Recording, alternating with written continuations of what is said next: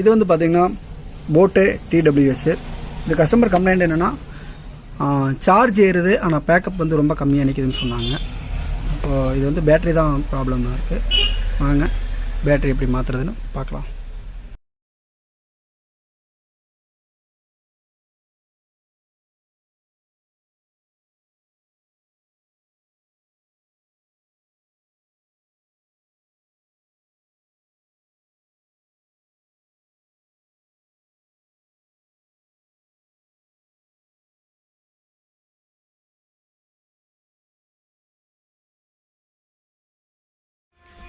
இப்போ பார்த்தீங்கன்னா இது ரெண்டுமே வந்து பேட்ரி மாற்றியாச்சு. பேட்ரி மாற்றி இப்போ நம்ம செக் பண்ணிக்கலாம்.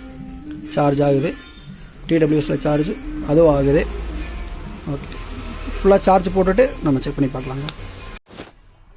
இப்போ நம்ம அதை பேர் பண்ணி சார்ஜ் எப்படி இருக்குன்னு செக் பண்ணி பார்க்கலாங்க.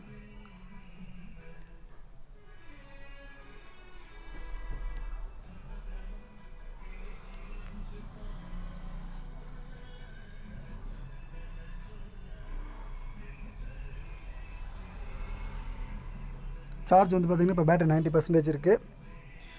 லெஃப்ட்டில் 85%, ரைட்டில் வந்து பார்த்திங்கன்னா 99% இருக்குது. ஸோ சார்ஜ் ஏறுது, பேக்கப் நிற்கிது. இந்த மாதிரி உங்களுக்கு யாருக்காவது டிடபிள்யூஎஸ், நெக் பேண்டு, இந்த மாதிரி எலக்ட்ரானிக்ஸ் சம்மந்தமாக ஏதாவது சர்வீஸ் தேவைப்பட்டால் நம்மளை காண்டாக்ட் பண்ணலாம். நன்றி.